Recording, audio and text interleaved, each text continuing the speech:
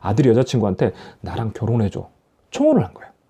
자, 이게 며칠 전에 나온 기사거든요. 며칠 전까지도 이런 기사가 나오는데 종속회사는 장부가로 자산 가치를 계산하지만 관계회사는 시장가로 가치를 매기기 때문에 아니에요. 그러니까 이걸 빨았던 분들은 야, 지분법이 맞잖아. 그게 누구 손을 들어준 게 돼버리냐면 갑자기 금감원 편을 들어준 게 돼버린 거야. 여태까지는 삼성 바이오로직스를 위해서 지분법이 맞다고 얘기를 했는데 이렇게 되니까 우리가 금감원을 도와준 거였네? 이렇게 되고 저걸 깠던 사람들은 우리가 삼성 바이오로직스 편을 든 게 돼버렸네? 갑자기 자기들 서 있는 위치가 바뀌어버리는 거예요. 그러니까 이게 핵심이 뭔지 파악을 못하면 그런 일이 생기는 거예요. 언론에서도 저 내부 문건의 포인트가 뭔지를 잘못 파악하고 있는데 자, 이제 이게 왜 숨긴 건지 아시겠나요? 저 과정이 밖에 드러나 버린 거예요. 지금 이것도 뭐냐면요. 회계 처리 자체가 맞냐 틀리냐의 문제가 아닙니다. 중요한 건 의도예요. 왜 그걸 상장하기 위해서 우리가 이익을 만드는 이유가 뭐가 있냐라고 얘기를 했는데요. 포인트가 그렇게 잘못된 거예요. 그래서 저게 안 됐다면 상장을 못했습니다. 저 규정에 의하면. 삼성 바이오로직스의 회계 변경이 제일모직과 삼성물산 합병 영향을 준 게 아니라 반대예요. 제일모직과 삼성물산 합병이 삼성 바이오로직스 회계 변경을 불러온 거예요. 그러니까 이 내부 문건 안에 있는 전체 문장 중에 저는 이게 제일 중요하다고 보거든요. 어떤 부분? 이 부분이요. 주가의 적정성 확보를 위해 바이오 사업 가치를 6.9조로 평가. 그러니까 이건 내부적으로 저 내부 문건이 뭘 얘기를 해버린 거냐면요. 자수해버린 거예요. 하지만 지금 삼성 바이오로직스 투자하시는 분들은 거래가 재개가 됐다고 해서 무조건 안심할 건 아니고요. 투자를 하시는 분들은 그렇게 되면 안 돼요. 그러니까 시장을 바라볼 때 사실이 어떻냐 이걸 파악하려고 노력을 하셔야지 이미 내가 뭘 보겠다라고 생각을 하는 순간 함정에 빠지고 올바른 의사결정을 내릴 수가 없습니다. 최대한 객관적으로 데이터를 가지고 사실을 통해서 접근을 하셨으면 좋겠어요. 사실 이런 영상을 찍어봤자 인기는 없어요. 사람들은 자기가 듣고 싶은 그걸 막 해주는, 그러니까 사람들은 자기가 듣고 싶은 그 얘기를 해주는 영상을 좋아하거든요. 근데 내가 듣고 싶은 얘기가 아니라 진실은 무엇이냐에 대해서 관심을 가지시는 분들이 계십니다. 그런 분들을 위해서 만든 영상이고요. 안녕하세요, 사경입니다. 저는 뭐 이런 사람이고요.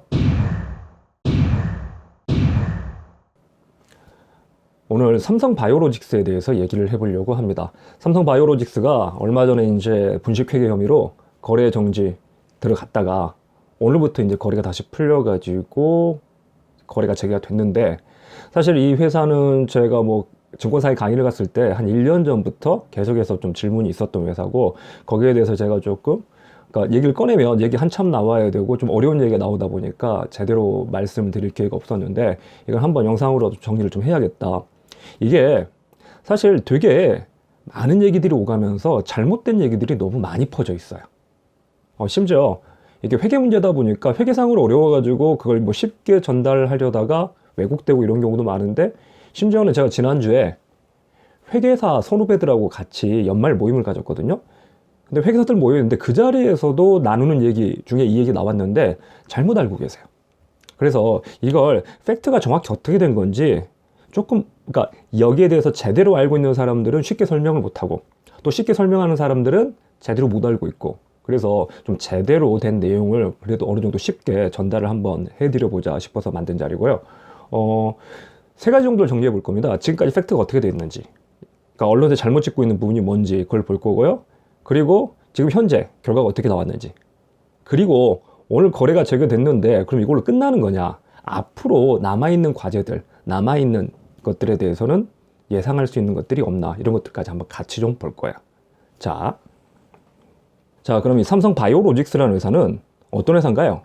간단히 말씀드리면 삼성이 만든 바이오 회사죠. 자, 회사가 삼성이 미래 먹거리로 바이오 산업을 선정한 다음에 2011년에 앞으로 우리 회사를 먹여 살릴 건 바이오다 하면서 뛰어들었습니다. 그래서 2011년에 회사를 설립하고 나서 실적이 어쨌냐면요. 설립된 해에는 79억 적자, 그리고 2012년에 350억 적자였고 그 다음 연도에도 624억 적자입니다. 그래서 계속해서 적자가 나고 상장을 한 2016년, 이 회사가 2016년에 상장을 했는데 상장한 첫 해에도 1768억이 적자였어요. 그 바이오 산업이라는 것 자체가 그럴 수밖에 없는 구조죠. 어느 정도 성과가 나오기까지는 되게 긴 시간이 필요하고 그 투자가 필요한 기간 동안은 계속 적자가 발생할 밖에 없는 구조입니다. 자, 근데 이 회사가 상장하기 직전이었던 2015년, 그러니까 내년에 상장한다라고 하는데 2015년에 1조 9천억의 이익을 낸 거예요. 아니, 어떻게 계속해서 만년 적자였던 회사가 상장하기 직전에 때마침 2조 가까운 이익이 생겼냐? 이거 뭔가 좀 이상하지 않냐? 그래서 사람들이 저기에 대해서 의심하고 들여다보기 시작한 겁니다. 그래서 저 1조 9천억의 이익이 어떻게 나온 건지 하고 봤더니, 자, 회사 주석에 나온 내용입니다. 당사는 당기 중 삼성바이오로직스에 대한 지배력을 상실하여 해당 기업 및 동기업의 종속회사를 연결 대상 종속기업에서 제외하고 동주식의 공정가치 금액을 관계기업 투자주식으로 분류하였습니다. 말이 어렵죠. 근데 이 부분에 대해서 저걸 해석을 잘못하는 바람에 심지어 언론에서도 뉴스에서도 잘못된 뉴스가 되게 많이 나와요. 그러니까 이게 회계상의 용어고 저기에 대해서 좀 쉽게 파악을 하려다 보니까 엉뚱한 얘기들을 자꾸 하게 되거든요. 근데 여러분이 지금 이 영상을 다 확인하는 과정에서 지금 여기가 제일 어려우실 겁니다. 어려운 순간이에요. 근데 이것만 잘 넘기시잖아요. 그 뒤부터는 쉽게 재밌게 갈 수 있습니다. 자, 무슨 얘기냐면요. 지금 삼성바이오로직스, 이제 좀 줄여가지고 제가 삼바라고 부르겠습니다. 삼성바이오로직스가 삼성바이오에피스라는 회사, 이것도 줄여서 에피스라고 부를게요. 이 에피스를 원래는 종속회사로 구분을 해가지고 종속회사로 회계 처리를 하고 2,900억짜리 회사였는데 얘를 관계회사로 회계 처리를 했더니 이게 4조 8천억짜리가 됐더라. 그래서 이 과정에서 이익이 2조 가까이 생겨난 거거든요. 자, 그러면 이 종속회사와 관계회사의 차이가 뭔지 이것부터 좀 구분을 하셔야 돼요. 자, 종속회사는 뭐냐면요. 말 그대로 나한테 완전히 종속이 돼 있다. 그러니까 내가 시키면 시키는 대로 할 수밖에 없는 상태를 종속회사라고 합니다. 뭐로 생각하시면 좋으냐면 우리 아들, 즉 우리 4살 난 이 아들이 제가 시키면 시킨 대로 해야 되잖아요. 아, 물론 말 안 듣습니다. 말 안 듣는데 그래도 큰 의사결정이 있잖아요. 예를 들어서 내년에 유치원 어디로 가야 될지, 병설 유치원을 가야 될지, 아니면 어린이집을 계속 가야 될지, 아니면 뭐 놀이학교나 뭐 영어 유치원, 제가 정해준 대로 갈 수밖에 없는 상태잖아요. 이런 식으로. 그리고 얘가 제가 밥 먹자 그러면 밥 먹고, 자야지 하면 자고, 이렇게 해서 제 말을 있는 그대로 들을 수밖에 없는 상태를 종속회사라고 그러고요. 관계회사는 뭐냐면요, 이 관계가 조금 더 이제 느슨해지는 거예요. 그러니까 종속돼 있지 않지만 여전히 관계는 가지고 있다. 어떤 상태냐면 우리 아들이 커서 결혼해서 독립을 한 겁니다. 그러면 여전히 이제 부모님 말씀을 듣긴 듣지만 이제 참고만 하죠. 이렇게 하는 게 어떻겠니? 라고 해서 그 의견을 존중을 하지만 제가 시키는 대로 하진 않죠. 계속 마마보이처럼 그렇게 살진 않잖아요. 자, 그래서 종속회사 같은 경우에는 나한테 완전히 속해서 말을 들을 수밖에 없는 상태. 관계에서는 물론 어느 정도 관계를 가지고 있지만 완전히 종속되진 않은 상태를 말합니다. 얘를 회계 처리를 어떻게 하냐면요. 종속회사가 되면 연결을 시켜요. 연결로 처리한다고 그러는데 이건 뭐냐면요. 둘을 아예 하나처럼 봐버리는 겁니다. 그러니까 우리 아들놈이 1년에 2번 돈을 벌어요. 설날, 추석 2번 친척들한테 용돈 받는데 근데 그 용돈 받아오면 어떻게 하나요? 아, 물론 얘 계좌 따로 계좌를 만들어가지고 얘 계좌에다 넣어주고는 있지만 근데 와이프가 급하면 그 돈에서 뺏쓰잖아요. 비용은 어떤가요? 얘가 쓰는 비용을 우리랑 분리해가지고 아, 네가 쓰는 돈은 네가 나중에 갚아. 네가 벌어서 갚고 네가 받은 그 용돈에서 처리해. 이러지 않잖아요. 우리 아들놈이 먹는 밥값, 옷 사입는 거 전부 그냥 우리 가계부로 처리를 하죠. 그래서 우리 집에 쓰는 지출 중에 이 아들놈이 쓰는 지출이 상당하잖아요. 그래서 하나로 아예 연결을 시켜버린 거. 얘가 버는 것도 우리가 버는 거고 얘가 쓰는 것도 우리가 쓰는 거야. 하나의 가계부를 작성해버리는 게 연결회계고요. 관계에서는 무슨 방법으로 회계 처리를 하냐면 지분법이라는 걸로 처리를 합니다. 이 지분법은 어떻게 되냐면요. 아예 수익하고 비용을 다 합쳐버리는 게 아니라 이제 얘가 커가지고 나중에 독립을 했습니다. 독립을 했는데 그래서 독립해서 자기 이제 벌이를 시작하면 네가 버는 건 네가 쓰는 건 네 벌이에서 충당을 해라. 그래서 따로 분리해서 가계부를 작성하지만 근데 대신에 아들놈이 그렇게 얘기하는 거예요. 아, 그런데 엄마 근데 그래도 내가 이제 돈 벌기 시작했는데 그동안 키워주신 공이 있으니까 엄마가 키워주신 공이 있으니까 보답하는 차원에서 제가 벌어들인 이익의 30%는 엄마를 드릴게요. 이러는 거예요. 아, 그럼 고맙죠. 그럼 대신 이제 어떻게 하냐면, 그러니까 얘가 벌고 쓰는 건 걔가 따로 알아서 장부를 작성하되, 대신 얘가 남긴 이익의 일정 부분은 내 거다. 우리는 우리 아들놈에 대해서 지분을 여전히 가지고 있다. 물론 가장 큰 지분은 지네 와이프가 가지고 있겠지만, 그래도 고맙게도 벌어가지고 일정 부분을 준다고 그러니까 나도 일정 지분이 있다. 며느라 완전히 네 거라고 생각하지 마. 나도 일정 지분이 있어. 이게 지분법이에요. 자, 그래서 종속회사 같은 경우에는 하나로 연결을 시켜버리고, 관계회사는 거기에 대해서 일정 지분만, 얘가 벌어들인 이익의 일정 지분만 가져오는 지분법으로 회계 처리를 합니다.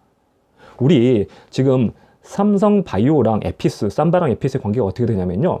자, 삼성바이오로직스, 삼바는요, 위탁 생산을 하는 회사예요.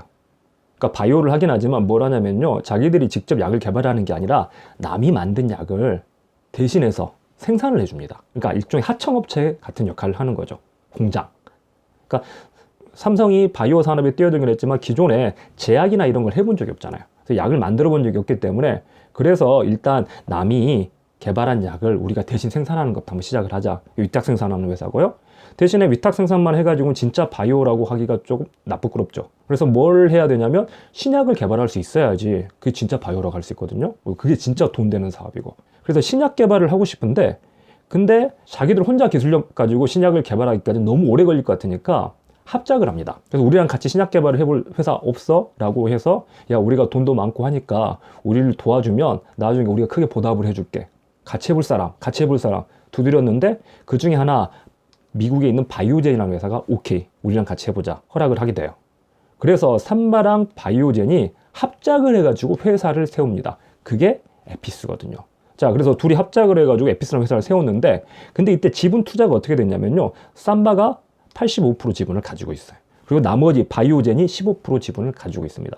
자, 그럼 이 상황에서는 누가 지배를 하고 있나요? 그러니까 삼바가, 그러니까 주주총회에서 어떻게 의사결정을 하는 상황이 되면 삼바가 원하는 대로 다 될 거잖아요. 그러니까 주주총회에서 주식회사에서 의사결정 뭘로 하니까 지분 가지고 의사결정을 하니까. 그래서 50% 넘게 가지고 있는 삼바가 하고 싶은 대로 다 할 수 있다는 거예요.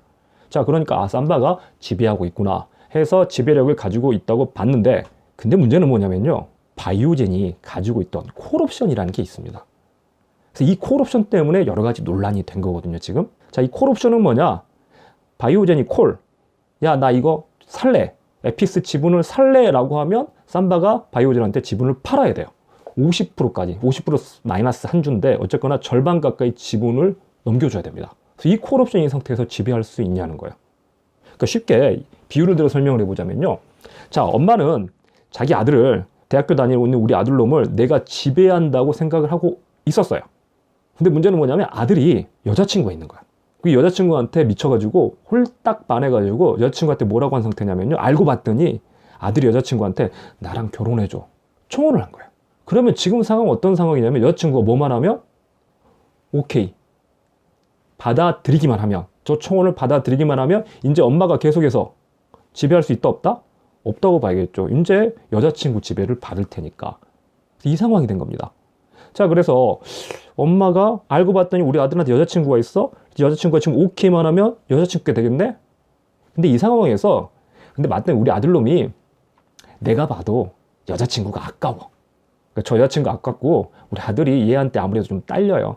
그리고 결혼을 했지만 쫓아다니고 있지만 여자친구가 받아들일 것 같지 않아. 그래가지고 아유 불쌍한 놈, 넌 여전히 내가 지배한다라고 엄마가 아들을 지배한다고 생각을 하고 있었거든요. 그래서 저 여자친구가 청혼을 받아들이지 않을 거라고 생각하고 계속해서 내가 지배한다고 생각을 했었는데, 근데 문제는 뭐냐면요, 이 아들이 고시 합격해버린 거예요. 사법고시 합격해버렸어. 그럼 갑자기 이제 무슨 생각이 드나요? 물론 우리 아들이 합격해가지고 신나고 기분이 좋지만, 근데 이제 이 아들을 뭐 할 것 같다? 뺏길 것 같은 거예요. 아, 저 여자친구가 그동안은 우리 아들놈한테 마음이 없었는데 갑자기 우리 아들놈이 고시를 합격하니까 잘해주기 시작해. 그러면 야, 지금까지 고시 합격하기 전까지는 내가 지배한다고 생각했는데 고시를 합격해버리니까 오히려 지배력을 잃었구나라고 판단을 하는 거예요. 삼바가 어떻게 되어 있냐면요, 자, 아까 말씀드린 대로 삼성바이오로직스랑 바이오젠이 85대 15로 에피스를 지분을 가지고 있었는데, 삼바는 바이오젠이 콜옵션이 있긴 하지만 저 콜옵션을 행사하지 않을 것 같다. 그러니까 사실 에피스는 지금 아무것도 없는 회사인데, 아무것도 없는 상태에서 바이오젠이 저걸 야, 나 이 회사 더 살래 하지 않을 것 같으니까, 여자친구가 우리 비리비리한 아들한테 총원을 받아들이지 않을 것 같으니까 그냥 여전히 내가 지배한다라고 생각하고 있었는데, 근데 얘가 사법고시에 합격해버린 거라고요. 에피스가 새로 개발한 제품이 판매 허가를 얻었어요. 신약을 개발했는데 이게 국내에서 판매 허가를 받고 나니까 그러면 에피스의 가치가 엄청 올라갔고, 고시 합격한 아들처럼 얘의 가치도 몸값이 올라갔고, 그러면 바이오유진이 뭘 하겠다? 콜옵션을 행사해서 지분을 달라고 하지 않겠냐. 자, 달라고 하면 어디까지 줘야 되냐면요, 삼바는 지분이 50% 플러스 한 주가 되고요, 바이오젠은 50% 마이너스 한 주가 돼요. 그래서 바이오젠이 가지고 있던 콜옵션이 전체 지분의 50% 마이너스 한 주까지 취득할 수 있는 옵션이었거든요. 자, 그러면 그래도 삼바가 그러면 두 주가 더 많죠. 50% 플러스 한 주고 50% 마이너스 한 주니까 두 주가 더 많으니까 여전히 삼바의 지배를 받냐. 근데 뭐냐면 또 다른 조항 중에 하나 뭐가 있었냐면요, 이사회를 동수로 선임할 수 있는 권한이 있는 거예요. 그러니까 주주총회에서 여러 가지 의사결정이 이루어지지만, 주주총회에서 중대한 의사결정이 이루어지긴 하지만, 근데 대다수 일상적인 의사결정은 이사회에서 이루어지거든요. 근데 이사회가 10명이라면 5명씩 선임할 수 있는 권한이 있는 거예요. 그러면 삼바가 완전히 지배한다고 보기 힘들죠. 사실 이제 이거 들어가 보면 또 여러 가지 얘기가 나옵니다. 이사회가 동수더라도 뭐 다른 조항이 나오고 이러는데 거기까지 들어가지 마시고. 그래서 어쨌거나 지금 이렇게 되다 보니까, 야, 에피스가 개발 제품을 판매 허가를 받았고, 그러면 바이오젠이 10중 8구 콜옵션을 행사할 것 같고, 그러면 이걸 내가 지배하지 않는다고 봐야겠네. 그래서 지배력을 상실했다고 보고 회계 처리를 이제는 종속회사가 아니라 관계회사다라고 바꾼 거예요. 자, 그래서 회계 처리가 어떻게 된 거냐면요, 지배력을 상실했기 때문에 연결로 회계 처리하지 않고 이제 뭘로 할 거다? 지분법으로 회계 처리하겠다는 거예요. 자, 그러면 이게 회계 처리가 어떻게 달라지냐? 자, 연결하고 지분법을 비교해 보는데요, 사실상 연결하고 지분법의 회계 처리가 다르지 않아요. 그러니까 사람들이 지금 언론에서 신문 기자들, 앵커들이 잘못 알고 있는 부분이 이 부분이에요. 이걸 잘못 얘기하거든요. 연결이나 지분법이나 같습니다. 회계학 쪽에서는 뭐라고 그러냐면 지분법을 한 줄로 낸 연결이라고 그러거든요.